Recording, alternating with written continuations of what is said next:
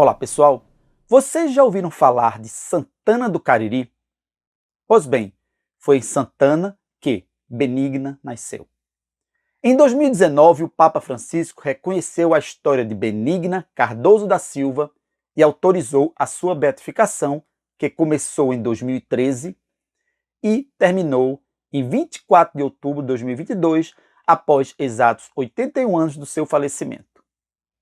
Mas quem era essa menina que faleceu com apenas 13 anos e que tem hoje o seu caminho para a canonização já traçado?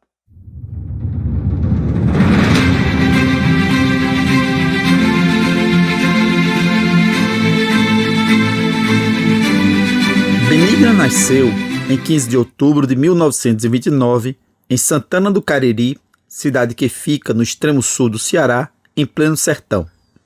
Os relatos a trazem aos 13 anos como uma menina inteligente, estudiosa e muito educada. Procurava se relacionar bem com todos, não tinha desafetos. Fala-se também da sua fé em Deus. O seu jeito simpático atraía a atenção de rapazes, dentre eles Raul Alves, que tinha 17 anos. Raul começou a cortejar Benigna, que recusava a sua aproximação. Sempre o fazia de maneira educada, mas incisiva.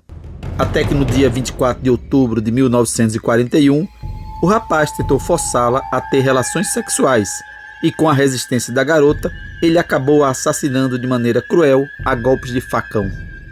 A sua morte trágica mobilizou não apenas Santana do Cariri, mas toda a região.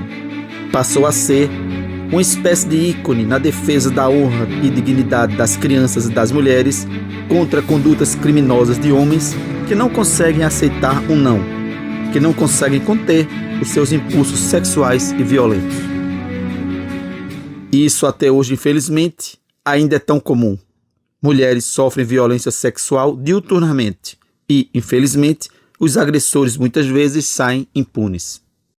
Com o passar dos anos, após a sua morte, milagres começaram a ser atribuídos à garota. Um deles ocorreu em favor do mecânico Tarcísio, que fraturou a mão e acabou contraindo o bacilo tetânico. A situação dele se agravou e passou a correr o risco de perder a própria mão. Rogou então a Benigna, que era uma santa, não era, né, nem beata, mas ele já rogava desde criança. Ele aprendeu com a mãe a pedir a Benigna. Então ele rezou para ela, pedindo para que salvasse a sua mão. Pouco depois de rezar, ele perdeu a consciência. Os médicos tinham dito a ele que teriam que realizar antes uma intervenção cirúrgica para estancar a infecção e que havia a possibilidade de ser necessária a amputação. Acontece que a mão milagrosamente melhorou. Uma marca apareceu nela e Tarcísio pensou que tinha sido operado. Ao conversar com os médicos, ficou espantado ao saber que a cirurgia não fora necessária, porque teria repentinamente melhorado e que os médicos tinham apenas engessado o seu braço. Não tinham sido eles os responsáveis pela cicatriz. Todo outubro, milhares de pessoas invadem em romaria a cidade de Santana do Cariri, que chega a receber 5 vezes a sua população.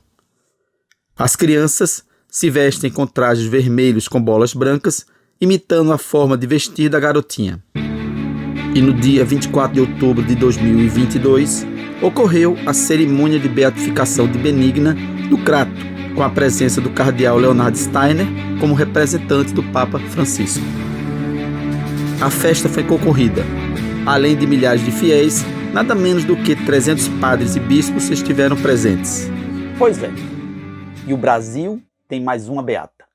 Isso é importante para fortalecer a Igreja Católica frente a algumas, não todas, frente a algumas igrejas evangélicas que usam de todos os meios, alguns não lícitos, para atrair fiéis. Até falsos milagres e exorcismos essas igrejas praticam. Igrejas que algumas vezes existem apenas para enganar e pegar dinheiro dos mais humildes, desvirtuando a lição do próprio Martinho Lutero. É isso aí, pessoal. Valeu!